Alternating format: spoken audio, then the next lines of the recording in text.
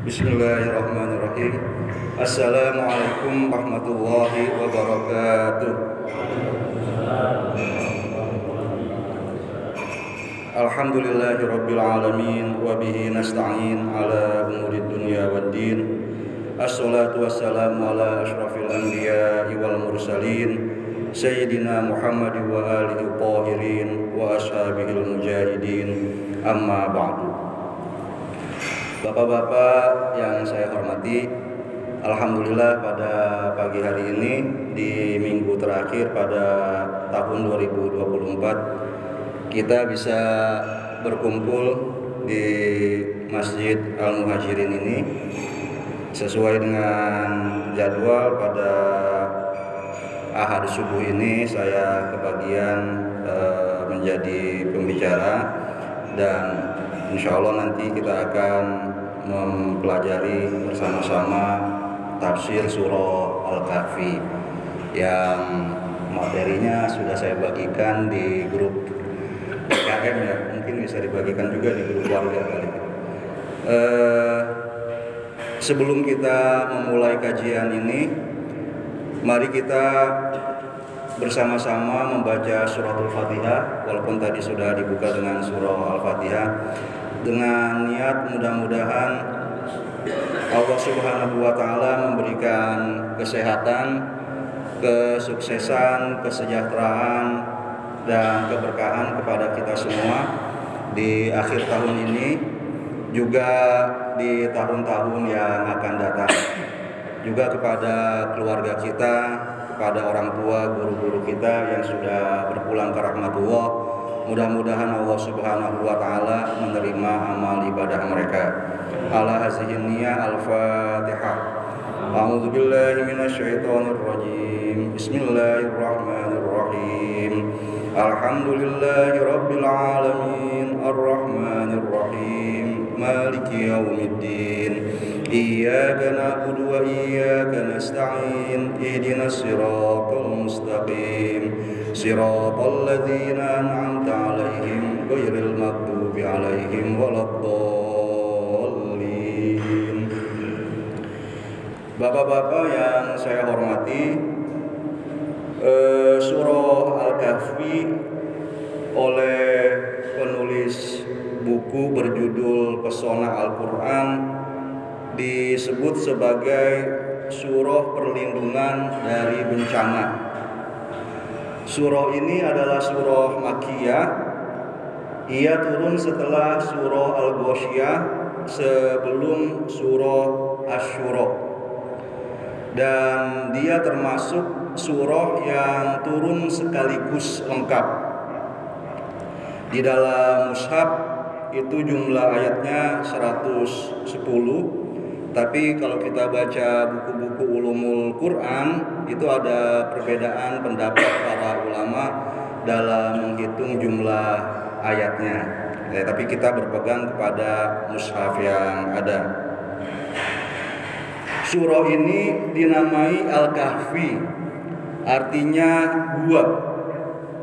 Itu untuk menunjukkan bahwa gua itu tidak selalu identik dengan kegelapan atau ketakutan.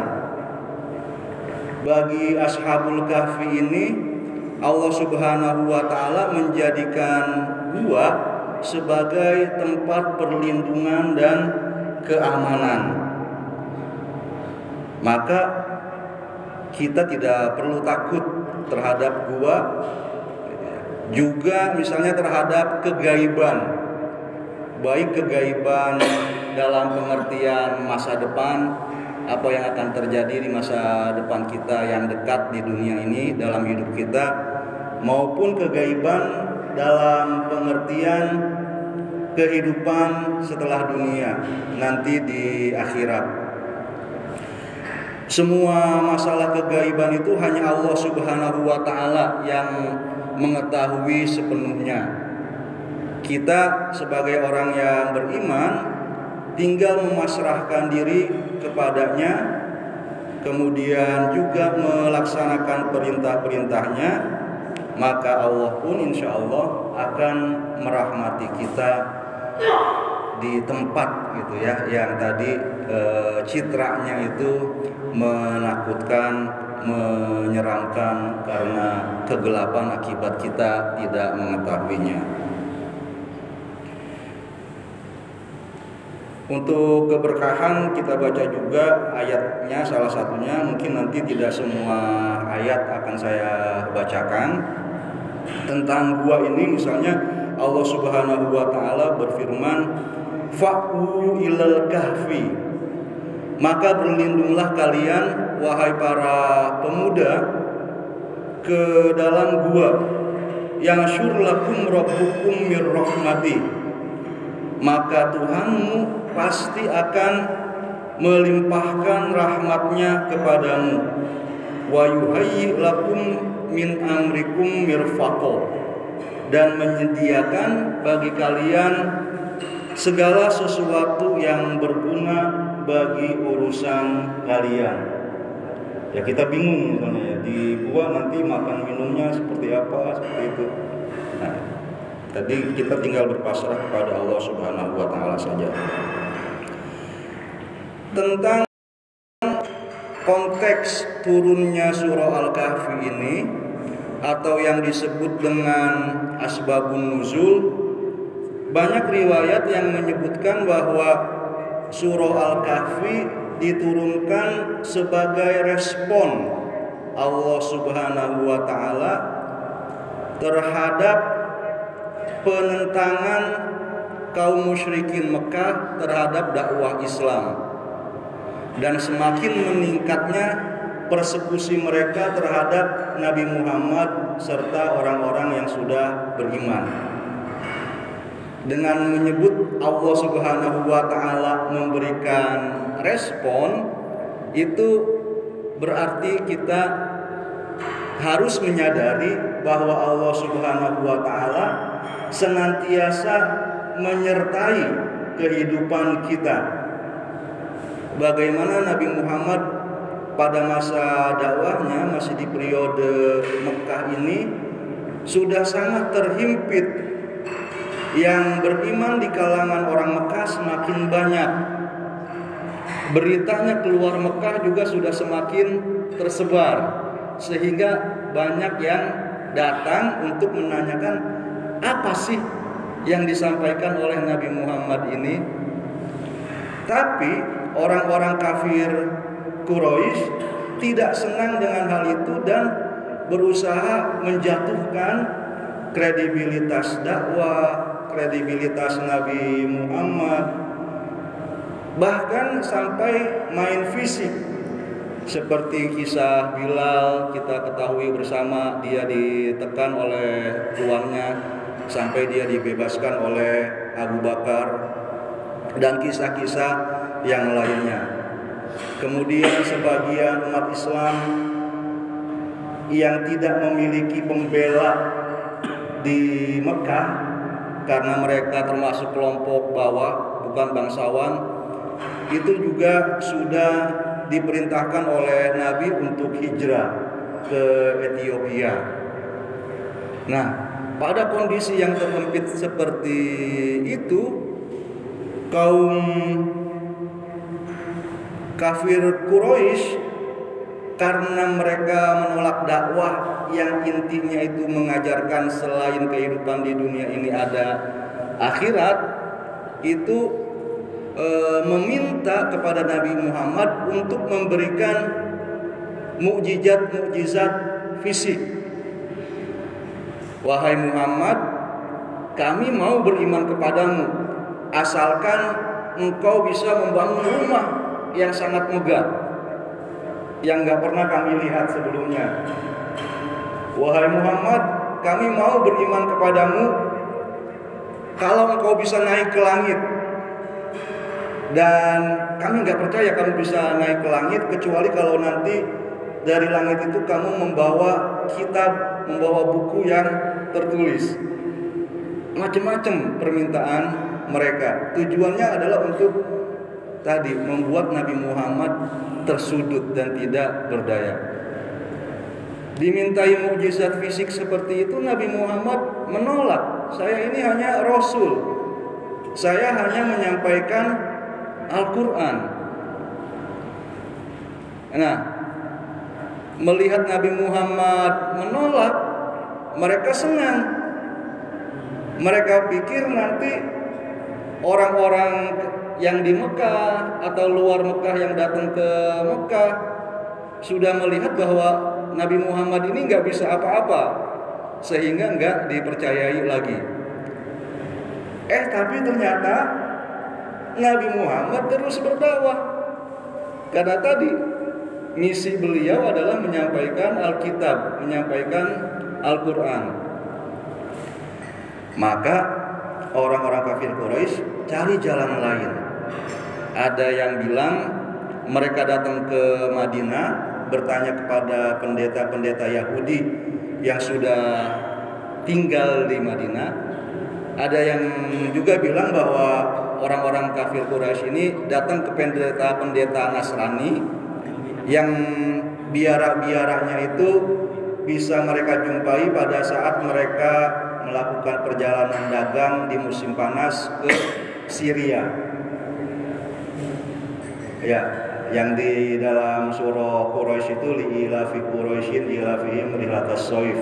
Rihlatas soif itu perjalanan dagang pada musim panas yang biasa dilakukan oleh orang Mekah ke Syria, wilayah yang sekarang ya sedang panas gitu ya. Sebelum Gazanya usai sudah bertambah lagi ke Syria. Ada yang bilang seperti itu, ada yang ke Yahudi di Madinah, ada yang bilang ke Yahudi ke orang Nasrani di perjalanan dagang. Apa tujuannya mendatangi para pendeta ahlul kitab itu? Mereka minta rekomendasi, gitu kan? Cara yang tadi sudah nggak mempan. Nah, bagaimana untuk memperlemah Nabi Muhammad lagi? Mereka menyarankan supaya bertanya kepada Nabi Muhammad tentang 3 hal, yaitu tentang para pemuda yang masuk ke gua lantas tidur ratusan tahun, atau tanyakan kepada Muhammad itu tentang seorang raja yang melakukan ekspedisi ke barat dan ke timur dunia, melakukan perjalanan dan menguasai wilayah yang sangat luas pada masa lalu yang disebut Zulkarnain. Dan tanyakan juga masalah ketiga, yaitu tentang ruh. Kalau Muhammad ya mereka tidak beriman. Kalau Nabi Muhammad kata kita, karena kita beriman, itu bisa menjawab 3 masalah itu, ya memang dia adalah seorang utusan Allah. Kalau nggak bisa menjawab, ya terserah kalian mau apain. Maka turunlah surah Al-Kahfi ini yang memberikan jawaban tentang 3 pertanyaan tadi. Walaupun nanti kita akan bahas bahwa pertanyaan tentang roh itu jawabannya bukan di surah Al-Kahfi, tapi di surah Al-Isra, surah sebelumnya. Nah, tadi saya katakan bahwa salah satu alasan terbesar orang-orang menolak agama adalah mereka tidak mau mempercayai kehidupan akhirat. Maka di dalam surah Al-Kahfi ini diterangkan kisah para pemuda penghuni gua itu yang sudah tidur ratusan tahun lalu bisa dihidupkan lagi. Jadi ya kalau 300 tahun dari sekarang, kita 2024, misalnya 1700-an dulu, zaman siapa itu saya nggak tahu. Misalnya Gajah Mada, apakah hidup pada masa itu gitu ya. Kemudian kalau dia hidup lagi gitu kan, datang ke tengah-tengah kita, sebuah cerita yaitu cerita yang sangat menakjubkan. Kemudian kepada orang-orang yang tadi diperintahkan Nabi ke Ethiopia untuk hijrah, surah Al-Kahfi ini juga menjadi bekal. Selain mereka juga membawa surah Maryam, kalau kita pelajari sejarah Nabi, salah satu surah yang dibacakan oleh Ja'far bin Abu Thalib, pemimpin kaum mukminin yang hijrah ke Ethiopia yang rajanya Kristen, untuk melembutkan hati raja Ethiopia yang Kristen itu adalah surah Maryam. Jadi surah Maryam, surah Al-Kahfi sudah turun gitu. Nah, dengan adanya surah Al-Kahfi ini, itu menguatkan hati mereka. Jangankan zaman dulu ya, zaman sekarang saja, kalau kita mau pergi ke luar negeri gitu ya, untuk keperluan tugas, untuk keperluan dagang, bisnis, atau misalnya untuk pergi haji gitu, umroh yang 2 minggu, itu perasaan kita juga luar biasa gitu. Kita nggak tahu nanti bakal seperti apa di negeri asing itu. Nah, bagi para muhajirin yang pertama itu, mereka dikuatkan. Dulu para pemuda yang teguh membela dan mempertahankan agama mereka, mereka diselamatkan oleh Allah pada saat mereka masuk ke dalam gua. Kalian juga seperti itu. Jangan khawatir gitu ya. Pergi ke Ethiopia, atau kalau sekarang misalnya kita punya anak studi jauh dari rumah kita, di pesantren atau pos karena kuliah dan sebagainya, kita nggak tahu, dia juga mungkin punya perasaan takut. Kita bisa kuatkan hati mereka dengan cerita surah Al-Kahfi ini. Bapak-bapak yang saya hormati, di dalam surah Al-Kahfi ini, selain kisah Ashabul Kahfi dan Zulkarnain, ada 2 kisah yang lain yang tidak ada di dalam surah-surah yang lain, yaitu kisah Nabi Musa dengan Nabi Khidir. Kisah Nabi Musa itu sangat banyak di dalam Al-Quran. Mulai dari kita membaca surah Al-Baqarah, kita ketemu dengan kisah Nabi Musa, terus sampai jauh gitu ya. Sampai-sampai Nabi Muhammad pernah mengatakan, wahai saudaraku Musa, Al-Quran ini dipenuhi oleh kisah tentang dirimu. Tapi di surah-surah lain itu yang ada kisah Nabi Musa dengan kaumnya, yaitu Bani Israel, atau kisah Nabi Musa dengan Raja Fir'aun, kisah Nabi Musa dengan Al-Abdus Sholih gitu, hamba yang solih yang kita kenal selanjutnya dengan Khidir, ini hanya ada di dalam surah Al-Kahfi ini. Karena surah itu karena kisah Musa dan Khidir ada 3 subkisahnya, kisah Zulkarnain juga ada 3 subkisah, kemudian satu lagi kisah tentang pemilik 2 kebun, orang yang sangat kaya, seorang konglomerat pada zaman sekarang. Itu juga hanya ada di dalam surah Al-Kahfi. Maka total bisa kita katakan di dalam surah ini ada 8 kisah. Dan surah Al-Kahfi ini punya keutamaan sehingga dianjurkan untuk jadi wirid mingguan kita ya. Kalau misalnya malam Jumat biasa membaca Yasin, bisa ditambahkan dengan surah Al-Kahfi ini, baik berjamaah maupun sendirian. Kalau nggak bisa malamnya, ya sepanjang hari di hari Jumat gitu ya. Atau bahkan ada hadis yang mengatakan kalau masih belum sempat juga di hari Jumatnya, baru sempatnya di malam Sabtu, itu masih dapat juga keutamaannya. Yang keutamaannya itu katanya kita akan diberikan oleh cahaya oleh Allah. Ya, cahaya ini nggak kasat mata ya. Dari tempat kita berdiri sampai ke langit yang tertinggi. Kalau saya bisa membayangkannya itu karena saya suka sepak bola, nonton biasanya sih Liga Inggris ya bapak-bapak. Tapi sekarang karena timnas itu mainnya sudah mulai bagus gitu ya, kecuali yang terakhir di AFF kemarin, maka nonton timnas juga mulai suka. Itu kadang ada video highlight penampilan terbaik seorang pemain gitu ya, pergerakannya bagus dan sebagainya. Itu di videonya kadang dia dikasih sinar dari atas, yang bisa ngedit video mungkin mengetahui bagaimana tekniknya gitu ya, sehingga dia kelihatan di antara pemain-pemain yang lain.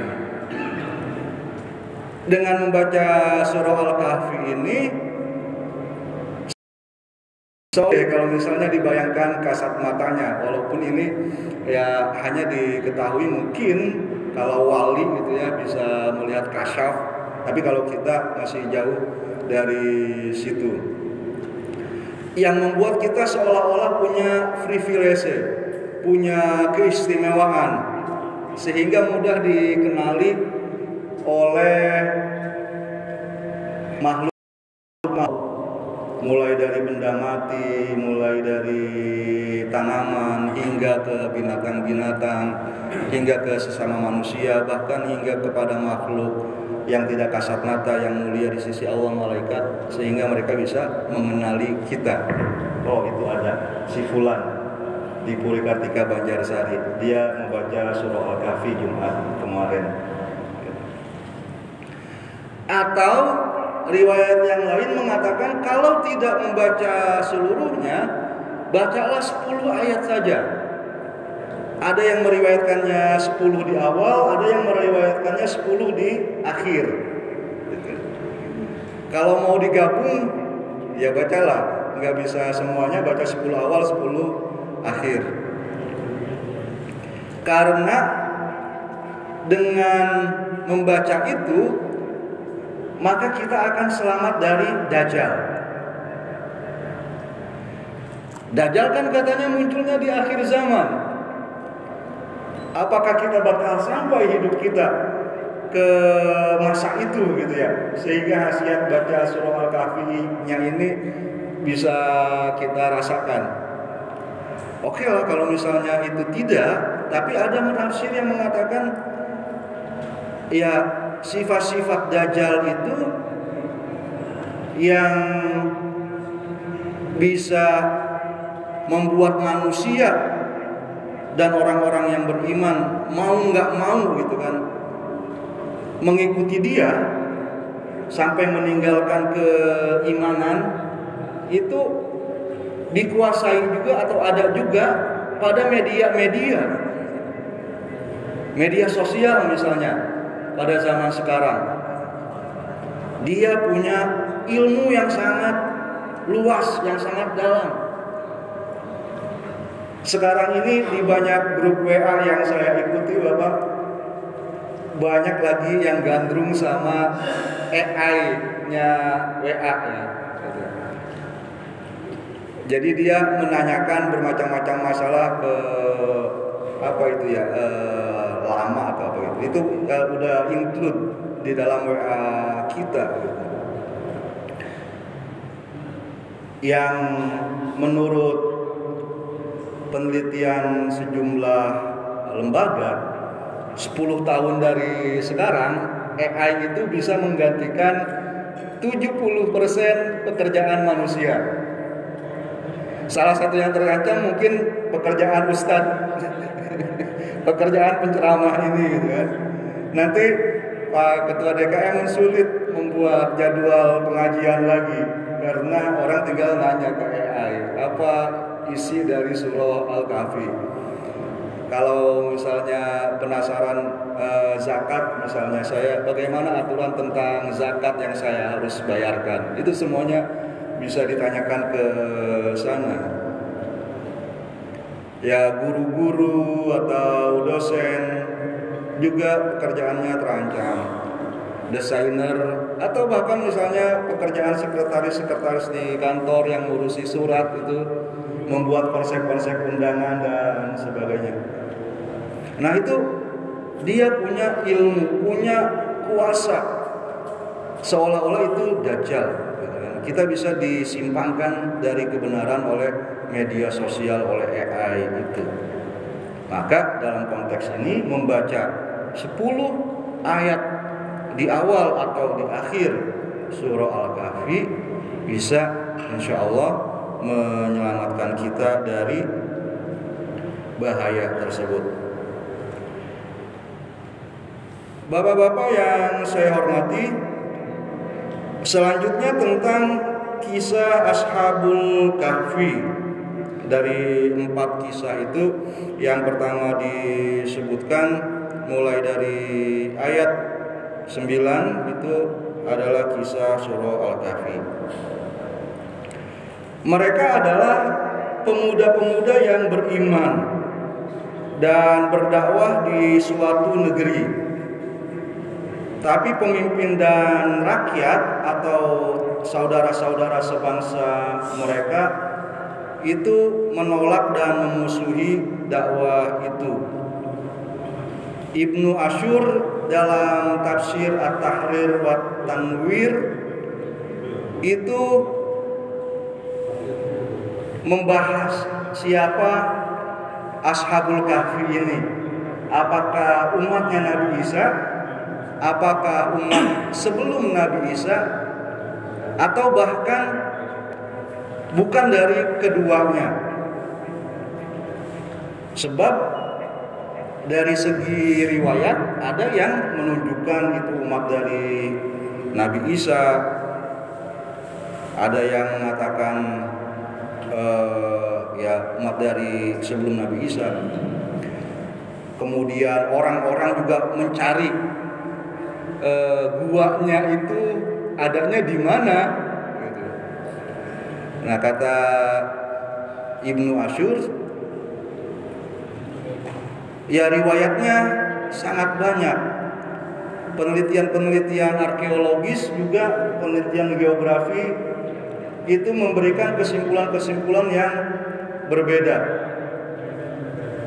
Nah, sebagian penyebabnya karena plot dari kisah Ashabul Kahfi ini memang banyak terjadi di beberapa periode waktu dan di banyak tempat.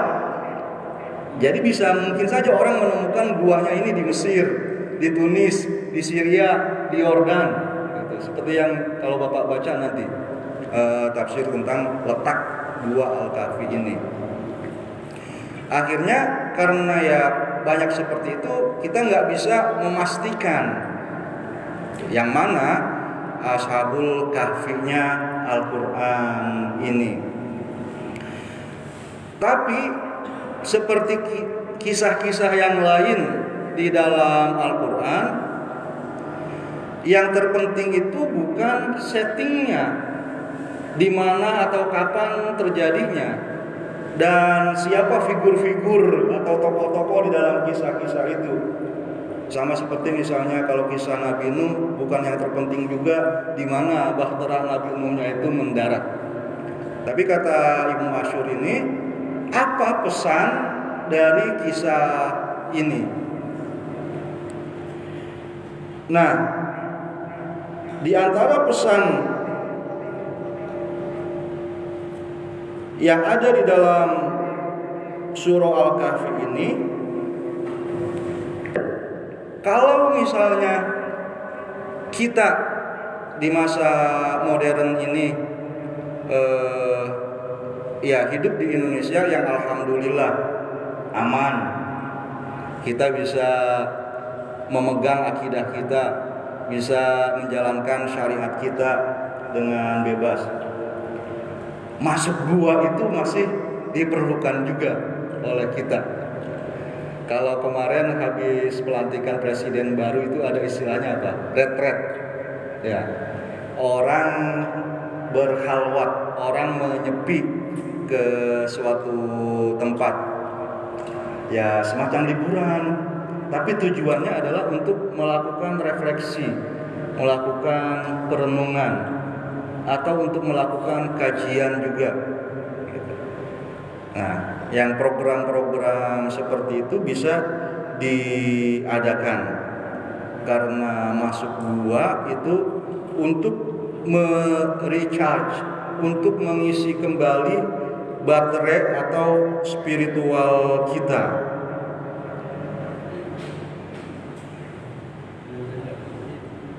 Kemudian kalau orang-orang beriman bisa menjadikan gua sebagai tempat untuk mengeratkan kembali hubungannya dengan Allah, ya sebagaimana misalnya kita baca di sunnah, gua itu juga muncul dalam kisah wahyu pertama turun, yaitu di gua Hiro. Kemudian gua muncul lagi dalam kisah ketika Nabi Muhammad hijrah, saat dikejar-kejar oleh kaum musyrikin, berlindung ke gua juga, yaitu gua Sur. Kalau untuk orang beriman bisa seperti itu, maka untuk orang-orang munafik, untuk orang-orang musyrik, gua tidak bisa menjadi tempat mereka untuk berlindung, gitu ya. Karena Allah Subhanahu wa taala justru menyiapkan tempat yang lebih gelap, lebih menakutkan dan menyeramkan bagi mereka, yaitu neraka jahanam. Nah, jadi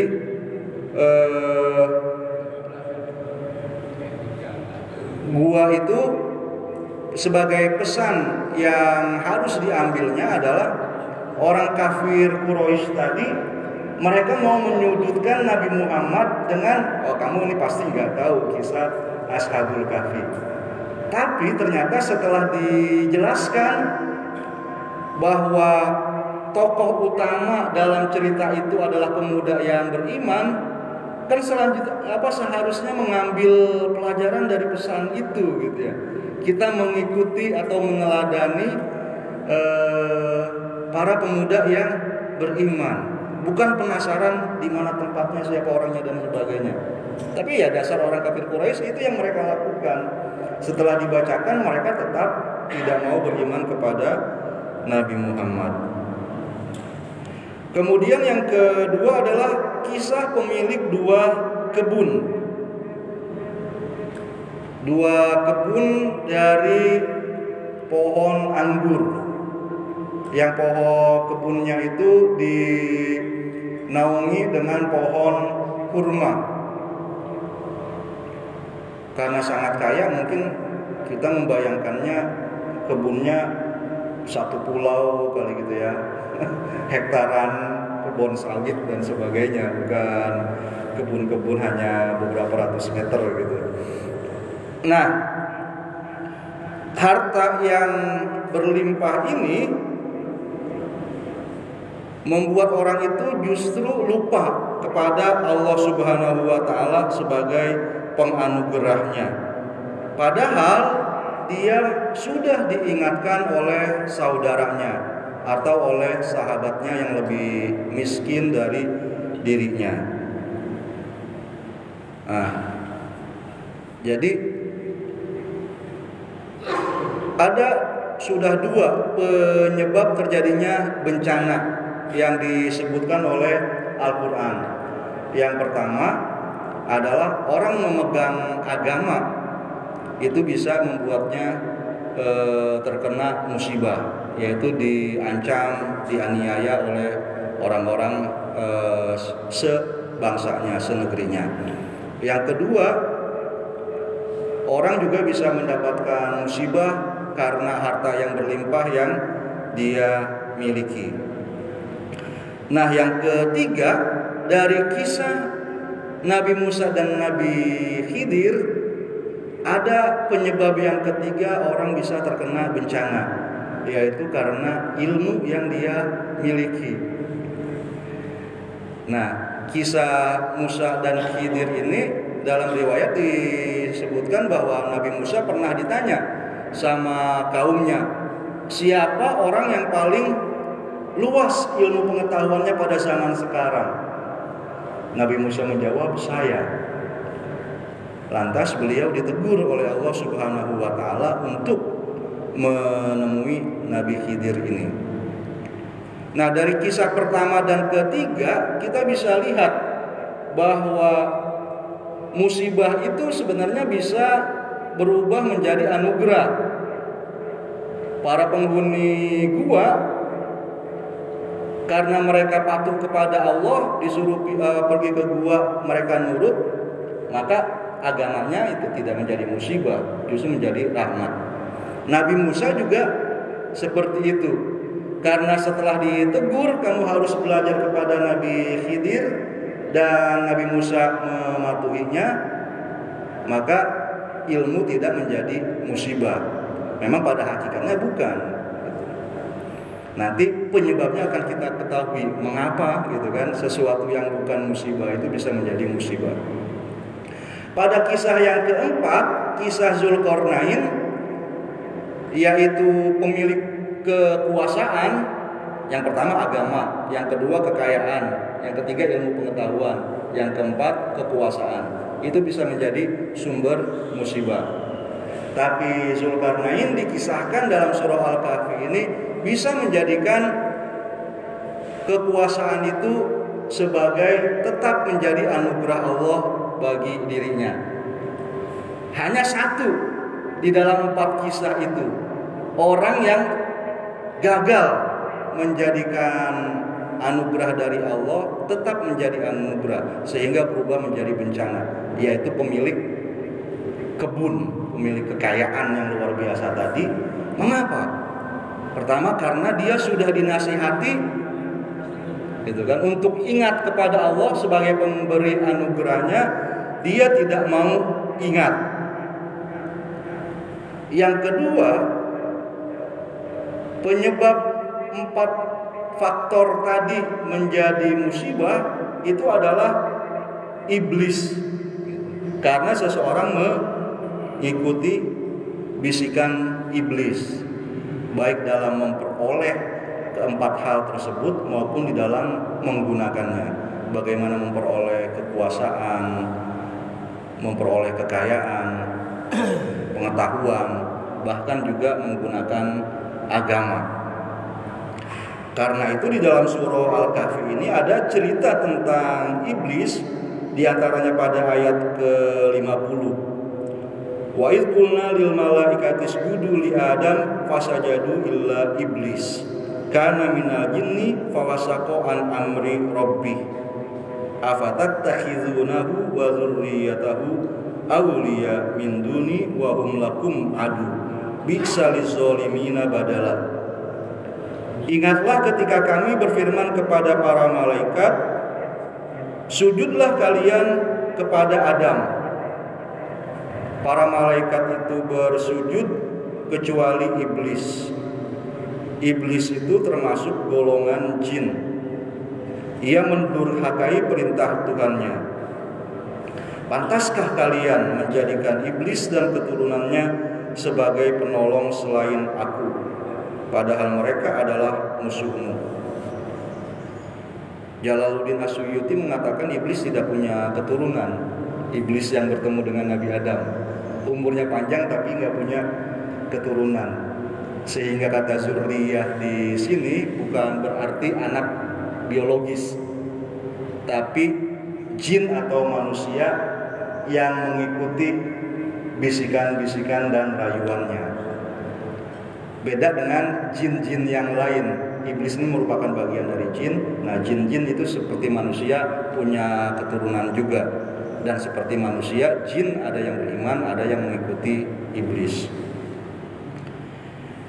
Bapak-bapak yang saya hormati, poin berikutnya yang disampaikan di dalam surah Al-Kahfi ini adalah apa yang bisa melindungi kita dari bencana.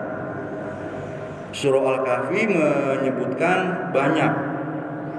Di antaranya kita harus punya teman dalam melaksanakan kebaikan, dalam menjaga keimanan. Ya misalnya pengurus DKM, ya walaupun pada satu segi itu berarti adalah pengatur bagi kita sebagai jamaah, tapi DKM itu adalah teman dalam menjalankan iman dan amal soleh. Ya begitu juga yang lainnya gitu ya, misalnya tetangga atau sesama jamaah masjid yang terus mengingatkan kita untuk bersabar dalam menjalankan amal soleh. Di dalam surah Al-Kahfi ini disebutkan wasbir nafsaka ma'allazina yad'una rabbahum. Nabi Muhammad diperintahkan untuk bersabar bersama umatnya yang sudah beriman kepadanya dan kepada Allah, yang berdoa kepada Allah pada pagi dan sore. Harus berpihak kepada orang-orang yang sama-sama beriman, membela, mengekspos kelebihan gitu ya, kayak maknanya polusi atau koalisi tapi ya gitu.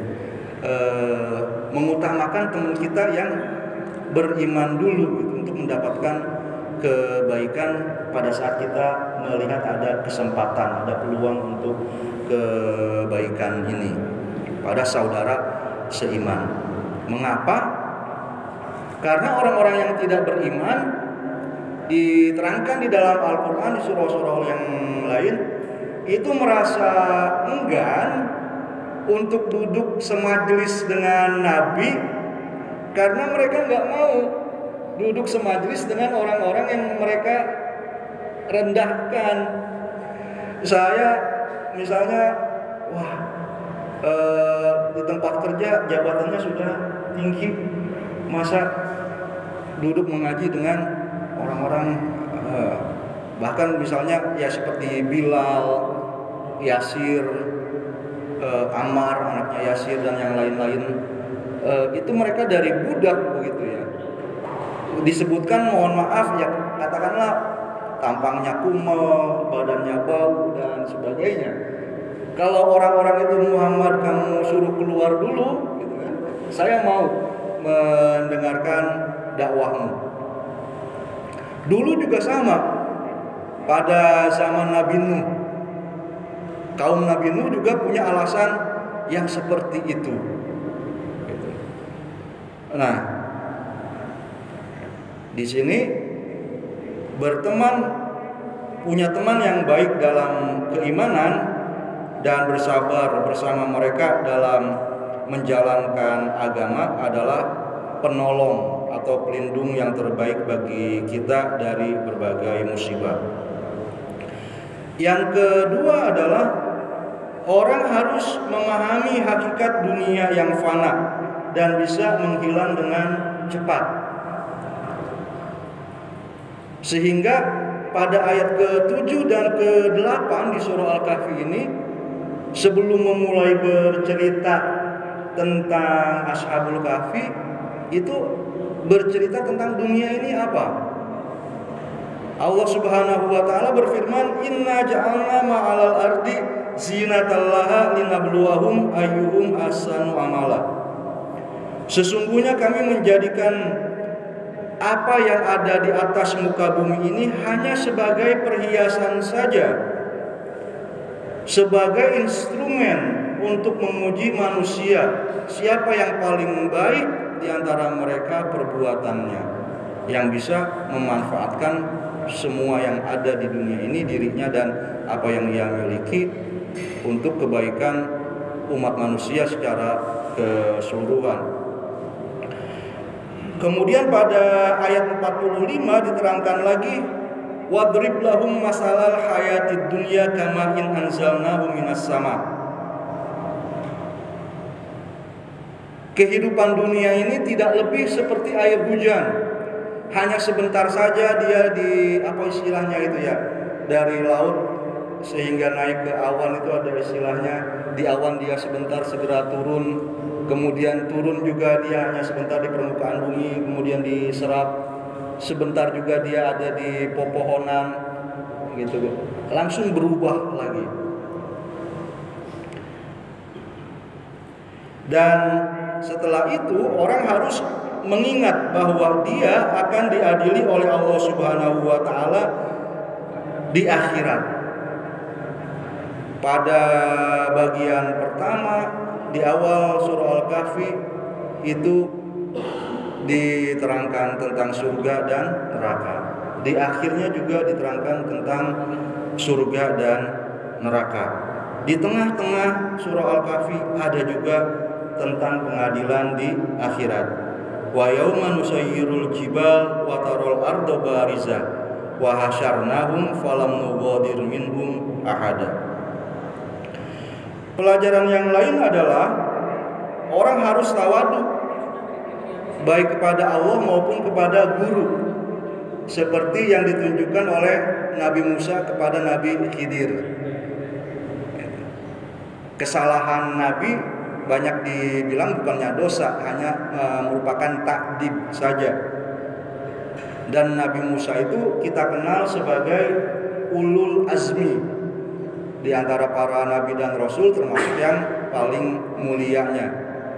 Tapi saat dia berguru kepada Nabi Khidir, dia menunjukkan ketundukan dengan mengatakan qala satajiduni insyaallahu sabira wala a'si laka amro. Kemudian juga disebutkan tentang keikhlasan banyak di dalam surah Al-Kahfi ini. Misalnya di akhir surah Al-Kahfi pada ayat 110, faman kana yarju liqa'a rabbih falyamal amalan sholihan wala yusyrik bi ibadati rabbih ahada. Orang yang mengharapkan pertemuan dengan Tuhannya, maka hendaklah dia melakukan amal solih dan tidak menjadikan apa atau siapapun sebagai sekutu. Ya, memurnikan, mengikhlaskan peribadatan dan ibadah dan semua aktivitas kita yang baik maupun rutin itu hanya bagi Allah Subhanahu wa taala. Kunci keselamatan dari musibah yang lainnya adalah dinamis, harus terus bergerak. Kata Amru Khalid ini bisa kita lihat dari kisah-kisah yang ada di surah Al-Kahfi ini. Pada kondisi sudah nggak bisa berbuat apapun, lemah, para pemuda yang beriman itu tetap bergerak, yaitu hijrah ke gua. Nabi Musa bergerak terus bersama dengan Nabi Khidir, sehingga dia memperoleh banyak pengalaman yang kalau dari kisahnya itu kita tahu ada kisah perahu yang dibolongi oleh Nabi Khidir. Nabi Musa heran, itu zahirnya jelek secara syariat karena keterbatasan pengetahuan. Nabi Khidir sudah diberitahu bahwa akan ada raja yang mengambil perahu-perahu yang baik, dengan dibolongin maka perahu itu jadi selamat. Kisah anak yang dibunuh oleh Nabi Khidir, Nabi Musa heran juga karena dia tidak tahu, sementara Nabi Khidir sudah diberitahu bahwa anak itu akan menyusahkan. Dan kisah tentang rumah yang bobrok yang diperbaiki gitu. Kok mau kerja padahal penghuni kampung tempat rumah itu dimintai air, dimintai makan saja oleh mereka berdua nggak mau ngasih. Nabi Khidir tahu bahwa di bawah rumah yang bobrok itu ada harta kekayaan milik anak yatim. Kalau rumahnya bobrok nanti hartanya hilang, tapi kalau rumahnya diperbaiki hartanya bisa terjaga. Ya kita bisa tahu begitu ya, kalau rumah enggak ditempatin maka dia akan dipenuhi oleh sengak dan sebagainya. Itu juga menjadi pelajaran bahwa orang tua yang soleh itu anak keturunannya bakal dijaga oleh Allah Subhanahu wa taala. Bahkan kalau perlu sampai dengan mengirimkan 2 manusia yang luar biasa. Nabi Musa luar biasa. Nabi Khidir dalam riwayat disebutkan sebagai orang yang masih hidup juga sampai zaman sekarang. Karena Allah mengingat orang yang berbuat soleh. Dengan sifat maha mengetahuinya, Allah Subhanahu wa ta'ala jelas mengetahui dan mengingat semua makhluknya. Nggak akan ada yang bisa dilupakan, yang luput dari perhatian dan pengetahuan Allah. Tapi bahwa Allah mengingat orang yang berbuat soleh ini artinya ya dia memberikan, Allah Subhanahu wa ta'ala memberikan perhatian lebih kepada kita. Jadi kalau misalnya kita mendapatkan banyak anugerah, ya boleh jadi itu berkah gitu kan, dari amalan orang tua, kakek yang sebelum kita, yang pada gilirannya kita juga bertanggung jawab untuk mengkultivasi gitu ya, untuk menabung kebaikan, baik dengan zikir, baca Quran atau yang lainnya, juga untuk kebaikan anak keturunan kita. Kemudian bergerak ini itu juga terlihat pada kisah Zulkarnain. Dia bergerak ke barat, bergerak ke timur, bergerak ke negeri di antara dua gunung untuk menyebarkan keadilan. Ada yang bilang Zulkarnain ini sama dengan Alexander the Great, raja Yunani. Ada yang bilang bukan, dia mah tidak beriman. Iskandar ini adalah Iskandar raja Himyar. Himyar itu satu tempat di Yaman. Ya tapi sama seperti tadi yang sudah saya sampaikan, siapa sebenarnya itu bukan hal yang terpenting. Salah satu pesan dari kisah Zulkarnain ini adalah pentingnya ilmu pengetahuan. Ketika dia sampai kepada kaum yang tinggal di antara dua gunung Bainas Sadda ini, kaum itu mengadu, wahai raja yang adil, wahai raja yang kuat, wahai raja yang pengetahuannya luas, kami terancam oleh musuh, yaitu Ya'juj dan Ma'juj atau Gog dan Magog. Ya'juj dan Ma'juj. Tolong bangunkan benteng atau dinding yang melindungi kami dari mereka. Nah, di dalam Al-Quran disebutkan bahwa pada masa itu Zulkarnain sudah bisa melebur besi dan tembaga untuk membangun benteng tersebut gitu. Apa ilmu itu? Katanya ilmu metalurgi disebutnya, saya kurang tahu. Atau ya sebelumnya juga sudah ya, pada zaman Nabi Daud. Nabi Daud itu dikenal sebagai pandai besi juga. Tapi ini memberikan pesan kepada kita dari kisah Zulkarnain. Orang kalau perlu melakukan perjalanan yang jauh demi agamanya, demi menyebarkan keadilan, demi mempelajari ilmu teknologi dan sains, silakan lakukan. Itu yang membuat negara kita menjadi kuat, membuat negara kita menjadi berwibawa gitu ya, dihormati oleh negara-negara yang lain. Ya pada saat AI tadi disebut 70% nanti bakal menggantikan pekerjaan manusia, diramalkan 10 tahun lagi. 10 tahun lagi kan masa hidupnya anak-anak kita nanti. Insya Allah kita juga, Allah berikan umur panjang dan keberkahan, masih akan mengalami gitu kan masa itu gitu. Nah, bagaimana kita bisa mempersiapkan mereka tidak tergerus oleh teknologi ini, oleh media sosial yang sudah sama-sama kita ketahui sangat sulit untuk dilawan. Anak-anak gitu kan, jangankan yang remaja, yang pemuda, yang masih kecil, bahkan yang balita, itu sudah. Tadi saya katakan sebagai dosen nanti nggak perlu lagi mengajar. Saya mengajar filsafat Islam, mahasiswa tinggal tanya di grup WA-nya, tolong sebutkan buku-buku karya Al-Kindi, Al-Farabi Ibnu Sina, Al-Ghazali dan sebagainya. Setelah dia tahu, dia bikin lagi pertanyaan, tolong ceritakan apa isi buku Tahaffudzul Falasifah karya Al-Ghazali. Apa kritik terhadap buku ini? Semuanya bisa dia lakukan seperti itu. Nggak bisa orang jadi dosen misalnya, pekerjaan itu tutup. Anak kita bakal jadi apa? Atau ya bagaimana mereka belajar? Dan terakhir, kunci untuk melindungi diri kita, bangsa kita dari musibah adalah Al-Quran.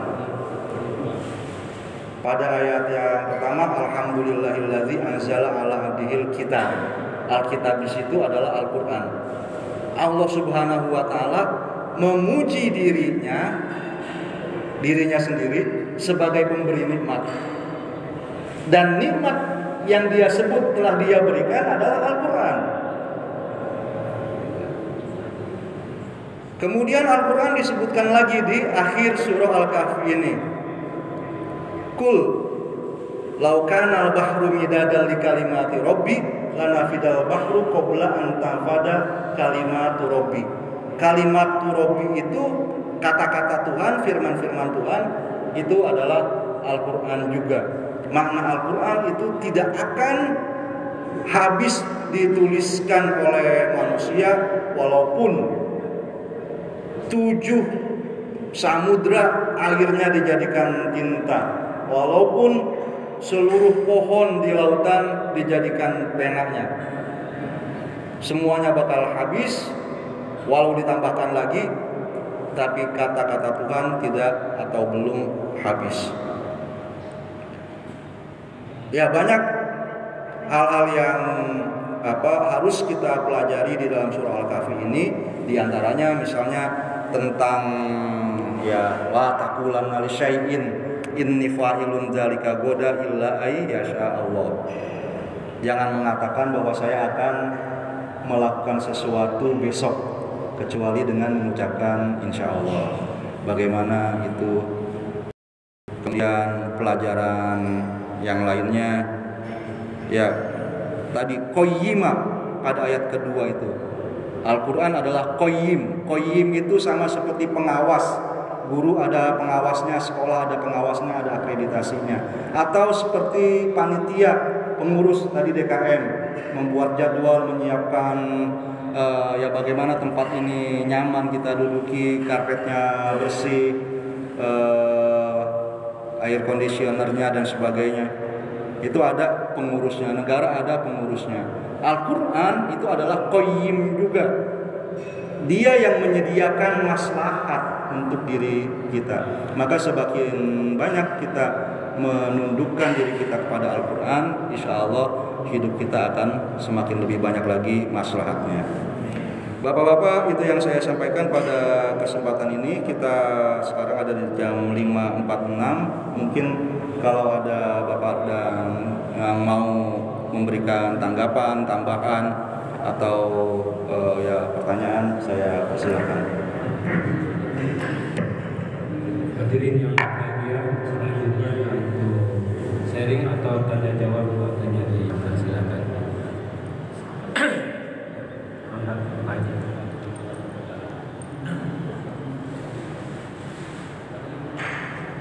Assalamualaikum warahmatullahi wabarakatuh. Tentang surat Al-Kahfi ini banyak kisah-kisahnya. Yang ingin saya tanyakan pertama tentang Nabi Khidir. Betulkah Siti Masifah itu dulu mantan istrinya Nabi Khidir? Yang kedua, kisah Zulkarnain itu yang begitu besar pengaruhnya di dunia sampai dia menguasai ketiga dunia, yang bisa dari barat timur, selatan, utara, sehingga orang-orang kafir dia langsung Islamkan di tauhidkan. Dan mengapa pertanyaan saya tidak termasuk Rasul? Beliau hanya Nabi, padahal begitu besar pengaruhnya terhadap ketauhidan, terhadap agama. Terima kasih. Assalamualaikum warahmatullahi wabarakatuh. Waalaikumsalam warahmatullahi wabarakatuh. Yang pertama saya belum tahu, baru dengar. Ya, Iya. Iya. Kemudian yang kedua,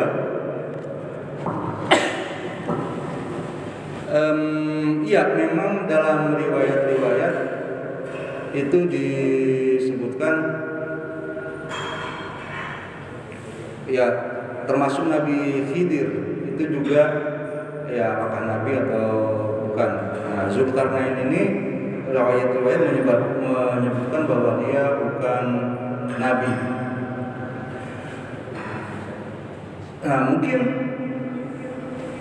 jawabannya mengapa pengaruhnya sangat besar tapi bukan Nabi.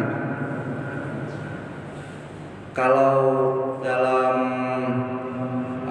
kajian filsafat itu disebutkan ada negara utopia, negara ideal, negara yang terbaik.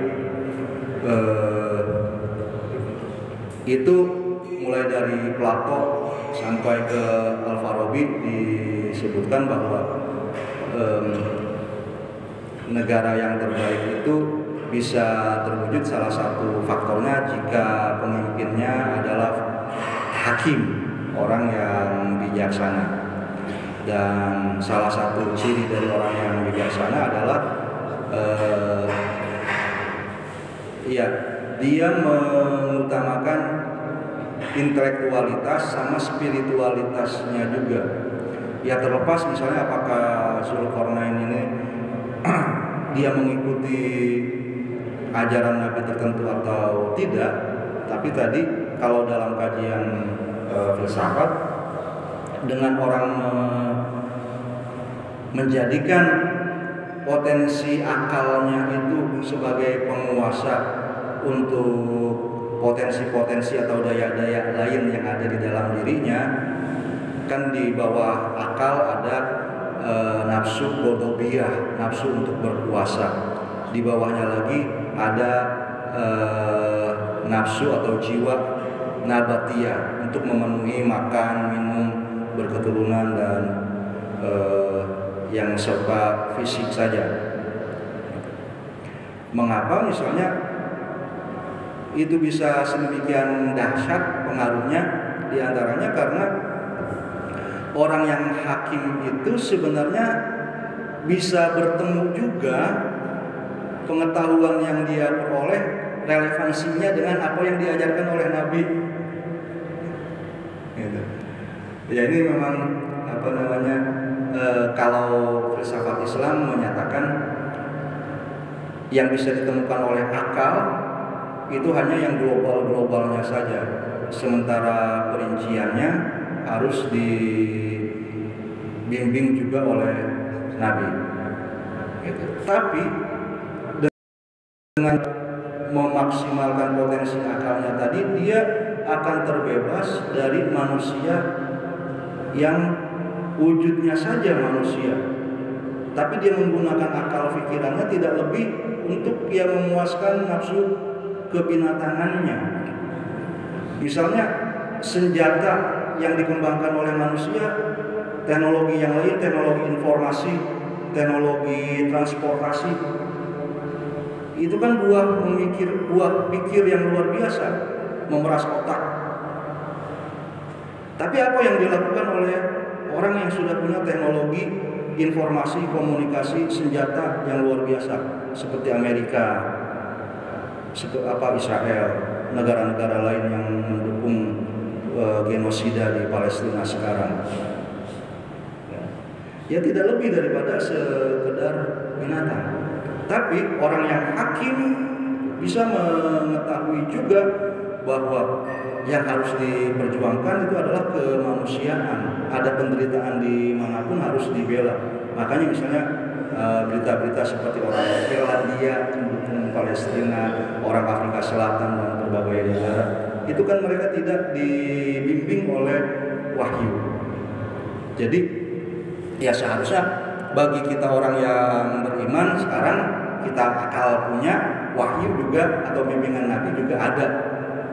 Kalau kata MH itu, maka seharusnya orang beriman mah nurun ala nurin, karena dia punya dua sayap, terbangnya bisa lebih jauh lagi dalam menyebarkan kebaikan.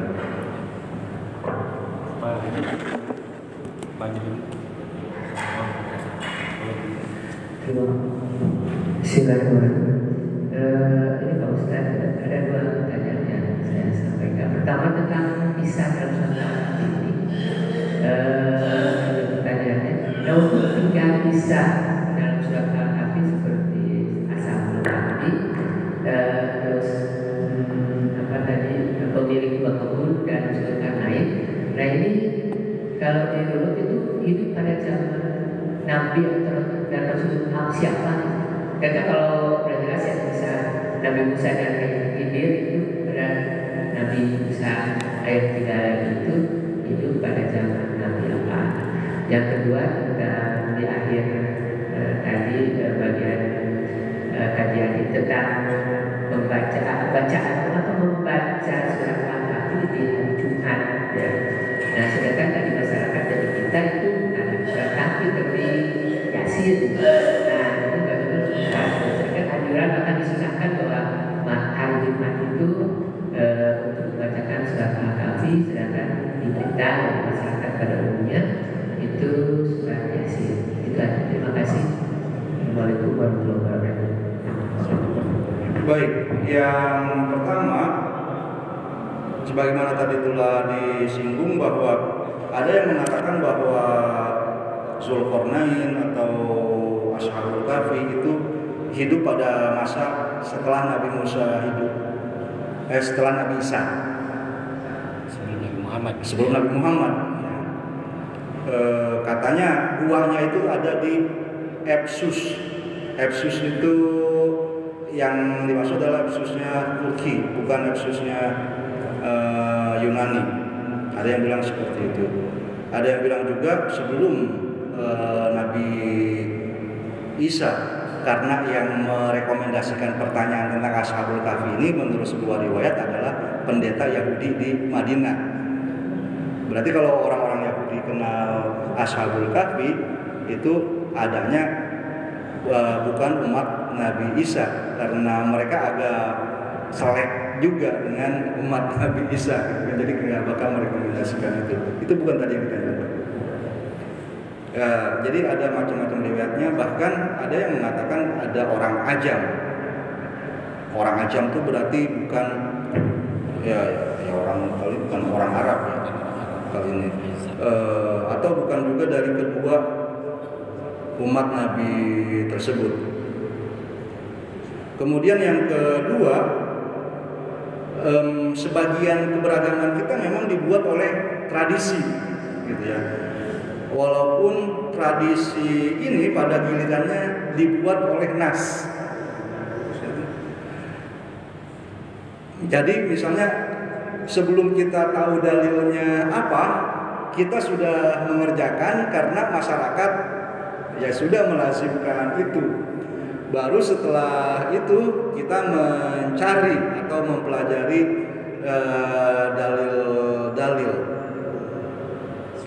Mungkin penyebabnya karena lebih singkat Pak ayatnya.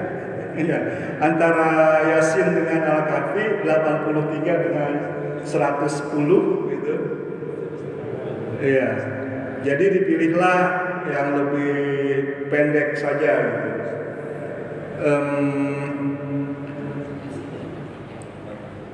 Kalau kita bacanya sendiri sih gitu ya bisa lebih cepat. Misalnya saya pernah mencoba di masjid ini nggak mengikuti pimpinan tahlil gitu ya.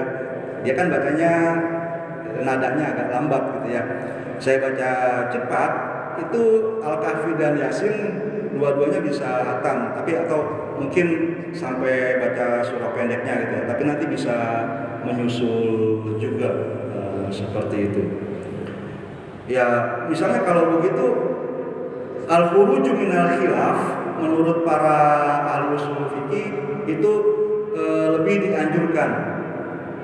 Artinya atau al-jam'u aula minat tarjih, menggabung dua riwayat ya misalnya yang seolah-olah bertentangan juga itu lebih baik daripada memilih salah satunya.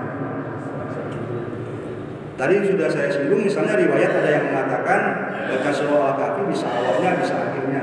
Kalau sempat ya gabung saja. Kalau sempat ya baca semuanya. Kan? Karena riwayat tentang surah Yasin juga ada, ya baca juga digabung juga.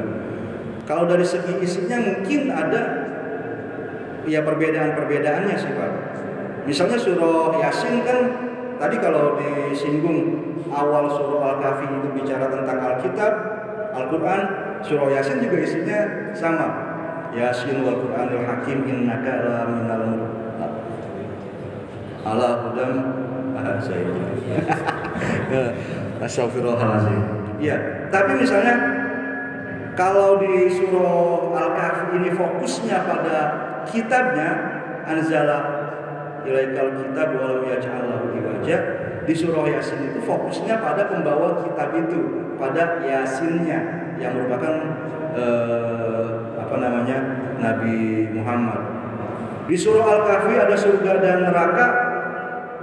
Di akhir surah Yasin juga itu ada tentang akhirat. Tapi ada bedanya juga. Kalau di Al-Kahfi itu ya janji tentang surga itu bagi orang yang beriman, yang tadi ikhlas. Di surah Yasin itu kan bukti tentang keberadaan akhirat. Wadrib lahum masalan bukan yang itu. Syajarul akhdari nara tuqidun awal salati khalaqas samawati wal ardi qadirin ala ayyuhiyal mauta. Nah, jadi itu lebih pada bukti-bukti bagaimana Allah bisa membangkitkan orang di akhirat nanti dari pohon yang hijau bisa ada api.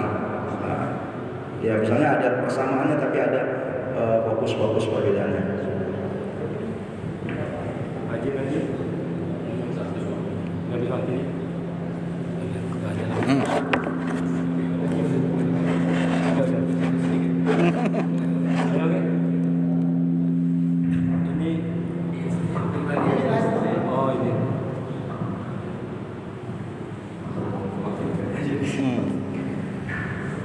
Terima kasih. Assalamualaikum warahmatullahi wabarakatuh. Waalaikumsalam. Pak Ustaz, keluar dari surah Al-Kahfi, cuma ada yang satu yang menarik dari Pak Ustaz tentang musibah menjadi tidak musibah. Akhir-akhir ini yang sangat keren, mungkin Pak Ustaz juga jawabannya sudah tahu semua, bahwa ada statement seorang profesor muda muslimah yang menyatakan bahwa sebuah agama itu baik. Ini kalau secara akidah, terutama bagi umat Islam, bisa sesat dan menyesatkan. Mohon penjelasan dari Pak Ustaz supaya umat Islam dan para jemaah tidak ragu-ragu, karena bilangnya seorang muslimah profesor menyatakan Islam adalah semuanya bagus. Secara akidah ini bisa sesat. Mohon penjelasan. Assalamualaikum warahmatullahi wabarakatuh. Waalaikumsalam.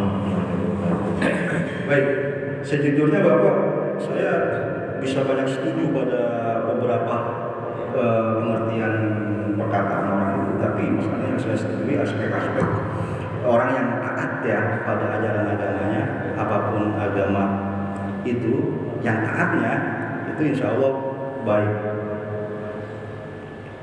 Yang tidak baik itu yang tidak taat pada agama apapun, gitu ya. Orang banyak yang mengaku Kristen, mengaku Yahudi, Nasrani, setelah Kristen juga mengaku Buddha. Coba orang yang patuh sama agama Buddha atau agama Cina Konghucu yang itu, kalau kita baca kitab-kitab sucinya memang seperti yang dikatakan oleh profesor itu saya bisa setujui, yaitu mengajarkan kebaikan.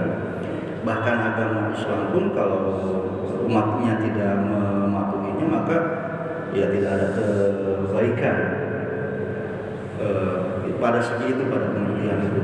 Tetapi misalnya kita sebagai umat Islam percaya, dan sekarang kita sedang membaca surah Al-Kahfi pada ayat yang keduanya itu kan qayyimah tadi, selain yang sudah saya jelaskan pengertiannya, ada satu pengertian lagi, qayyim itu terhadap agama-agama yang terdahulu.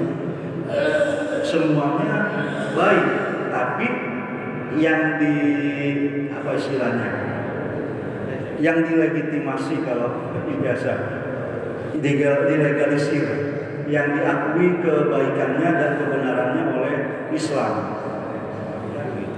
Jadi perkataan Profesor tadi dengan pengertian ini harus ditambahkan, artinya semua agama ajarannya baik selama ajaran itu disahkan atau dilegalisir, diakui kebenarannya oleh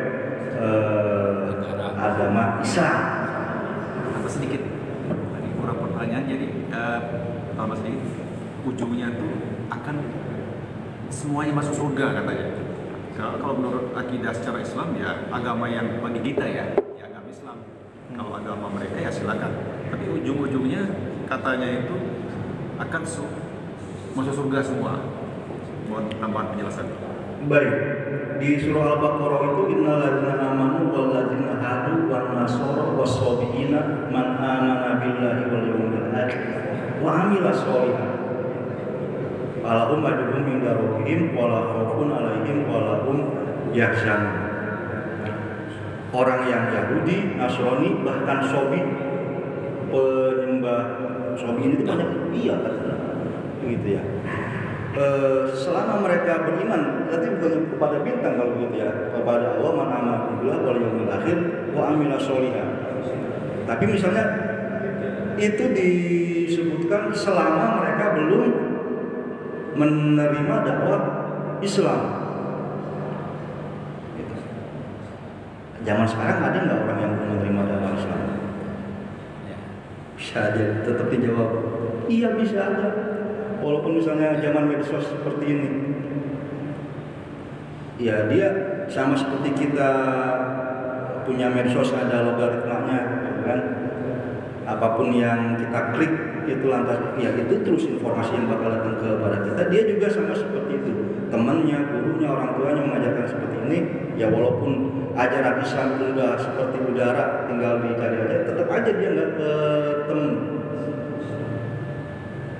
Jadi selama dia belum menerima dakwah Islam, apapun yang disampaikan oleh apapun kesimpulan yang dia peroleh dengan akalnya itu sebagai, oh saya percaya ada zat yang maha kuasa, gitu ya. Kemasannya masih belum Islam, tapi memang bukan karena dia menolak Islam, karena dakwah Islamnya belum nyampe. Lantas dengan bekal itu dia mau beramal soleh. Jadi maksud saya bukannya ke sana ya, lebih kepada tugas kita sebagai umat Islam bisa menyampaikan dakwah itu dengan sebaik-baiknya kepada orang-orang yang ada di zaman sekarang.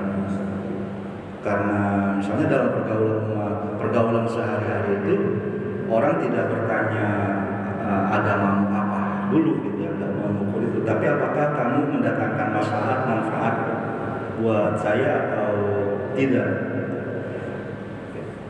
Selama mendatangkan manfaat maslahat, dia adalah teman saya, apapun agamanya. Kalau enggak, dan dalam konteks seperti ini gitu kan, ya tadi